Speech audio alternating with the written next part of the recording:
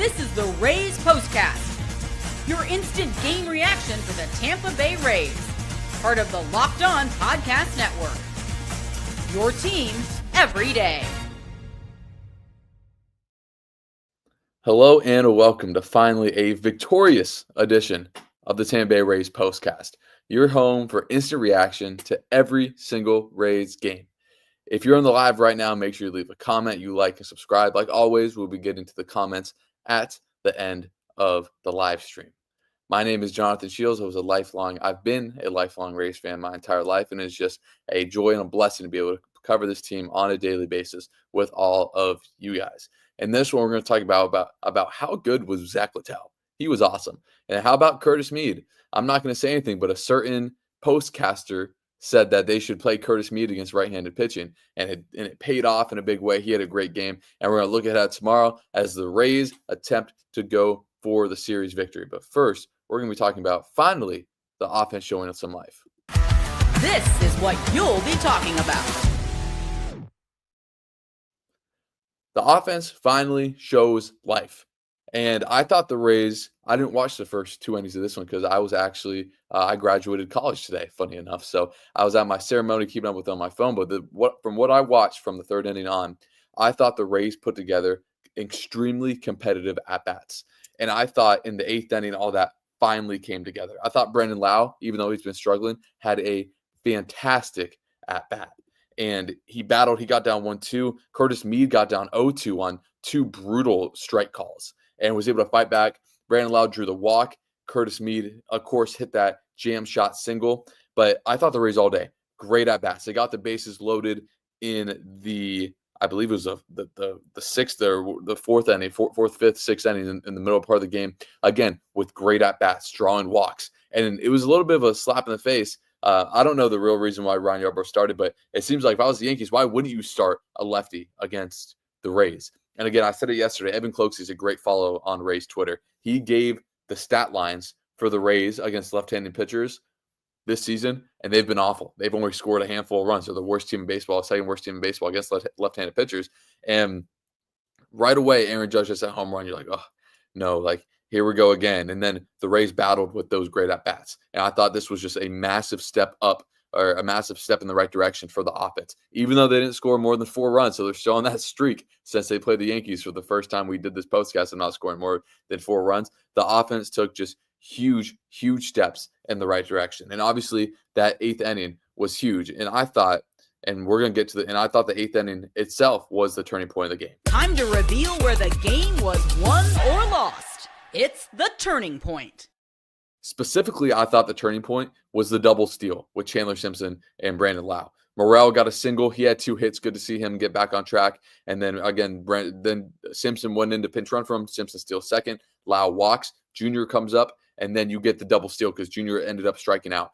I thought that was a turning point in the game. Getting that runner to third base with less than 2 outs, you finally were able to exhale a little bit. And then you're like, oh no, here we go. Curtis Mead. And then he gets a terrible strike one call. It was off the plate by an entire ball. And it was 0-1, 0-2, battles back. We don't need 105 off the bat from Curtis Mead. Just barely gets enough. Just a fantastic at bat. The splitters that he was able to lay off of in the bottom of the zone, I thought were massive. I mean, just huge, big-time plays by Curtis Mead. And then barely gets the barrel to it, loops it in, and the Rays get on the board. And then obviously Cabby, another good at-bat, hits the ball hard. And even if Volpe makes that play cleanly, it's going to be tough to double up Cabby. Was able to get the go-ahead run there. And then you said they bring in Clevenger, and this is what we've been talking about. This bullpen is rested. They're ready to go. They haven't pitched in a long time, the top guys, even though Clevenger pitched yesterday. But the top 2 guys, you said in Fairbanks, haven't pitched in a long time. Clevenger, BA said on the broadcast, when it was 3-2 to Bellinger, he went with the fastball away. When fastball in, Cody looked really uncomfortable. Went fastball away, got a hit, and then they brought in Uceta. A great play by Walls to get that off a hard hit ball from Judge. And then again, Curtis Mead that was a tough catch by Curtis Mead in the bottom of the 8th inning with Judge coming down the line. He made that play as Curtis Mead was good on both offense and defense today. So before we get to Zack Littell, let's get to our player of the game. This is the Locked On Player of the Game. And for the second time in the Rays postcast history, we're going to have co-player of the games. The first player of the game, we already talked about. Curtis Mead goes 2 for 3, And he, again, just great at bats from all day. I said he started to look a little bit more comfortable. I'm glad that they left him in against a righty. And I think he still deserves more and more at bats. Now, are you going to play him over Jonathan Aranda every day? No, and you shouldn't. But I don't think he should be playing once every fourth day or just against left-handed pitching. And then now we can transition into Zack Littell, our other player of the game. Zack Littell had his best outing of the year, I think. This was the best I've seen of him. He did not allow a Yankees player to get into scoring position. Through 7 innings, the Yankees had 0 players in scoring position. And we talked about yesterday, this park in Steinbrenner being built for the Yankees. And the Yankees deposit 2 home runs right in their little left fielder's box, right? And it's just, what can you do? Littell, 7 innings, 3 hits, 2 runs. He was awesome. And it was good to see him have a successful outing after, not last start, but maybe 3-4 starts ago, he was shaky a little bit. And I was happy that they were able to get him the win, because I thought, man, like he does not deserve to go to 1-6 on this game, and he did not. So want to give Zack Littell his flowers. He was fantastic. His splitter was really working for him. I thought that was his best pitch. His sequencing, I thought, was the best it's been in a little bit, and a lot of that is with Danny Jansen as well, the catcher. I thought they had a great working relationship, and the few times where he messed up, they took advantage of it. Even on the Judge single, hit the other hit given up. Judge had 2 of the 3 hits that Littell gave up. It was a hanging slider with 2 strikes that Judge deposited for a single, but throughout a lot of the game, I thought he was really good. And then we already talked about Curtis Mead. How about Curtis Mead? Just so super, super good, consistent at bats, and I thought he played an underrated first base today. And just some more stats for you guys. Going into the game after leading after 8 innings, the Rays were 10-0. The Yankees were 0-10. That held firm. Yankees now 11-0, or Rays now 11-0. Yankees now 0-11. Fairbanks moves to 7 for 7 on saves. Big time for him. Fairbanks, who of course struggled a lot of last year trying to close out games, as I'm sure you guys will remember. And then in the bottom of the 9th, right? It's no one on, 2 outs or 1 out.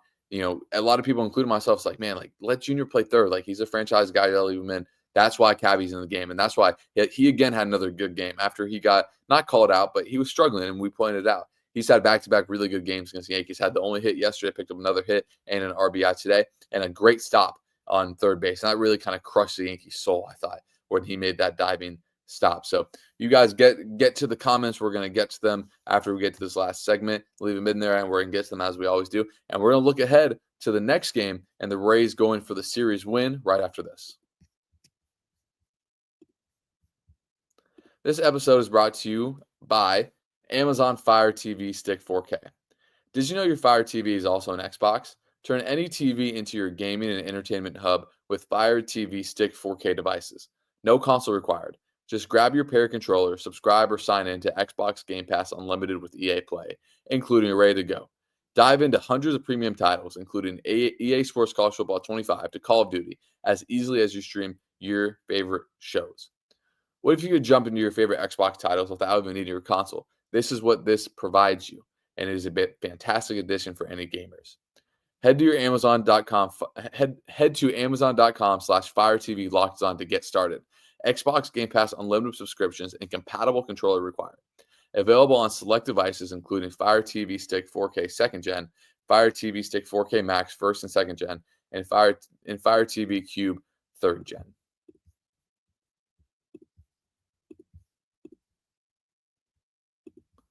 As we're now going to look ahead as how big would a series victory be for the Rays here?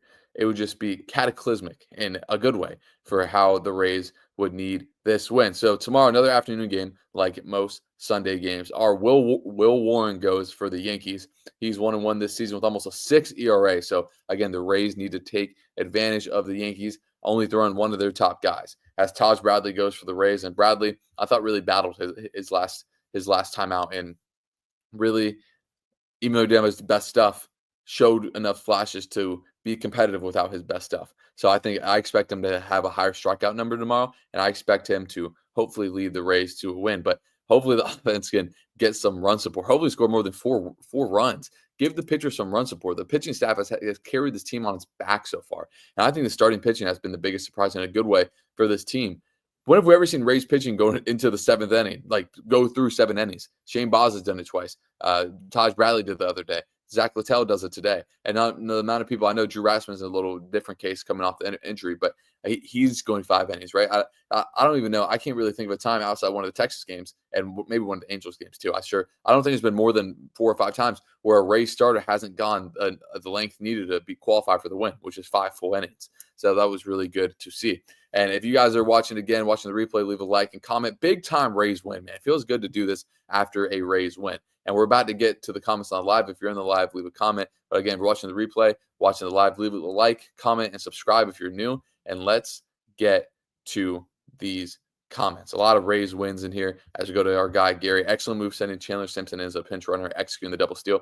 I agree. And a lot of the times you'll see guys wait to send the runner until there's one out, kind of let the guy hit it a little bit.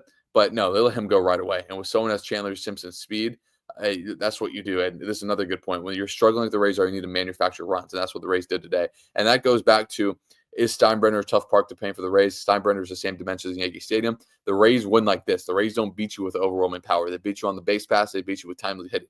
And that's exactly what the Rays have done as we go to Michael Dean, give themselves an opportunity to win the series tomorrow. That's all you can hope for, right? All you can hope for in going to every series is if you go to Sunday, going to Wednesday, going to Thursday, hoping to win the series. As we go to Jose Rodriguez, he's in here for one of the first times. Losing streak is over. And how good does it feel? Because anytime this Rays team has a deficit, it really, really feels like that. It's like, man, can they come back? And it's tough. And this is a good question I want to talk about from Gary, as Joe Boyle again just went 6 innings, 10 Ks in the minors yesterday. I don't know who you bring him up for, because and Littell has been fantastic. Starting pitching as a whole has been fantastic. Unless they want to do 6 starters again, like they did the first time we brought him up, I think that would be the most likely situations. They go 6 starters and not necessarily they send anyone down. So I see a lot of people saying congratulating, and thank you guys, but couldn't leave you guys hanging. Still, of course, wanted to do this. As I see, I love Legos in here saying, I wonder how many innings they will give McClanahan when he gets off the IL. The Rays are always very hesitant with giving their pitchers a big workload coming off IL. And we see that still with Drew Rasmussen when he has 60, 70 pitches and they don't send him back out there for the 6th inning. So I expect the same amount of McClanahan. I think right when he comes back to, I think maybe he'll only go 3 innings. As we go to Aaron Smith, I don't know how many times he's commented for. Thanks for commenting, Aaron Smith. As he goes, when Kim, Lau, McClanahan, DeLuca, Palacios come back, how do they rework the roster to get those guys back? And that's a great question. But all those guys are going to come back at different times. I think Taylor Walls is a tough candidate. What do you do with him? You would have to DFA him at this point, and I think the Rays value his defense too much. With McClanahan, they're going to send down one of the bullpen pitchers, and maybe with another one they'll send down another bullpen pitcher. But it is tough. It is tough to send down. The way the Rays play is they always carry an extra pitcher over an extra fielder. So I think guys like Janikowski is the first to go down, obviously, or be optioned. And I thought with also roster related, I thought with the Rays struggles, they might try to bring up Eloy, right? I thought about that last night after the live, and something I should have mentioned. Some guy that can just bring some pop, right? But of course, he's not on the 40-man, so it is tougher to bring him in. So I don't know how the Rays are going to rework the roster, because especially even though Meisner's been struggling lately, that I don't know if you want to put him down with how good he's been with Magnum. And then obviously I don't know what you want to do with Simpson. So when all those guys come back, it's going to be really interesting to see what Eric Nylander does. I see the Bunner family in here. Hello, the Bunners. And we go to Gabriella Crespo. Can the Rays pull it together and have a winning season? I certainly think so, because their pitching has been so good. I mean, I think their starting staff and bullpen, I don't know, find me a better, I think that unit combined, those 2 units combined are top 3 units combined. Some teams might have better starters, but I think the Rays have a top 5 starting rotation. Some teams might have better bullpen. I still think the Rays have a top 5 bullpen, but combine those together, I don't know if 3 teams have a better combination of pitchers than the Rays. So if they can get anything out of this offense, and they're going to, I thought yesterday the Rays hit rock bottom with this offense. You can only go up from here. And I guess they could have gotten no hit today. That would have been rock bottom. And they showed it, and they showed it in a big way. So can the Rays put together having a winning season? Absolutely. But one, they need to be better at home. They need to figure out how to hit a Steinbrenner. I saw Mark Tompkin put out an article about how the Rays, the wind at Steinbrenner is messing with the Rays. Look, you're a Major League Baseball player. You got to hit. You got to adjust to the situation. But when the Rays are healthy, when Hyesung King's in the lineup, when Josh Lowe's in the lineup, when Richie Palacios is playing every other day, and you lengthen that lineup up more, I'm telling you, the Rays can be a 90-win team, 95-win team. And with the rest of the AL struggling, it feels like we talk about every show, the Rays are still in a fine position, even though they've played maybe some of the worst baseball of the year, to get going and get on a run.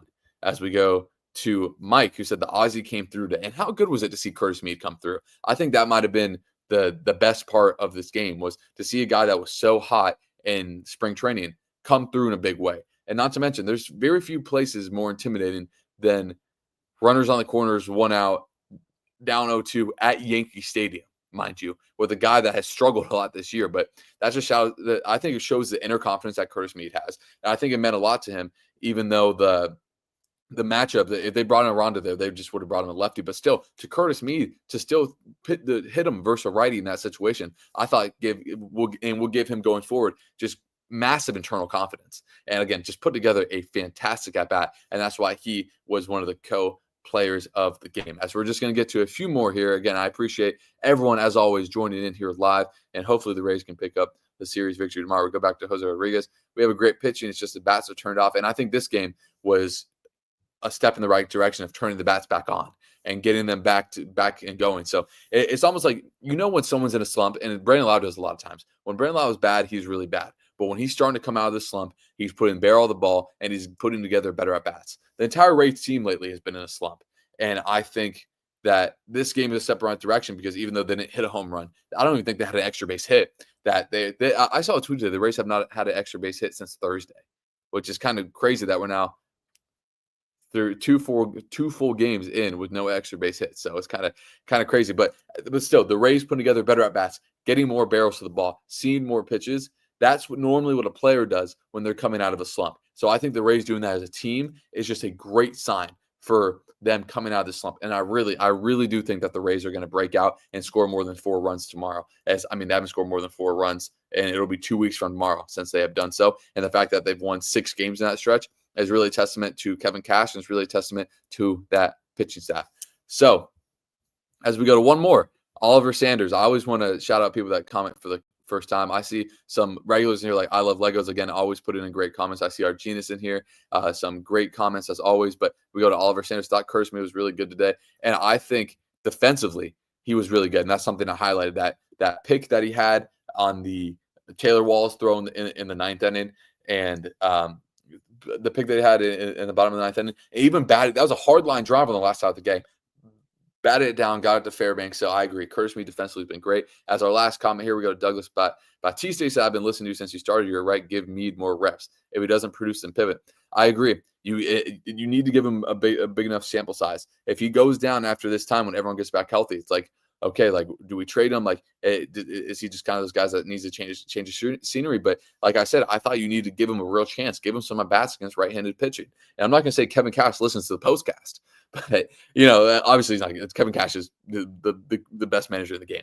And there's only a matter of time they were going to give him a longer leash. I'm just happy for Curtis Mead that he produced. So again, always great vibes after a Rays win. I appreciate everyone for joining in. I appreciate all the comments, and I hope you guys will all join in here tomorrow, hopefully after another Rays win. Again, if you guys are even live here, jump in the replay, leave a comment there, your guys' thoughts. If you guys are watching the replay, leave a like, comment, and subscribe, and we will see you guys tomorrow, hopefully after a Rays win. Appreciate you guys all for joining, and we'll see you guys later.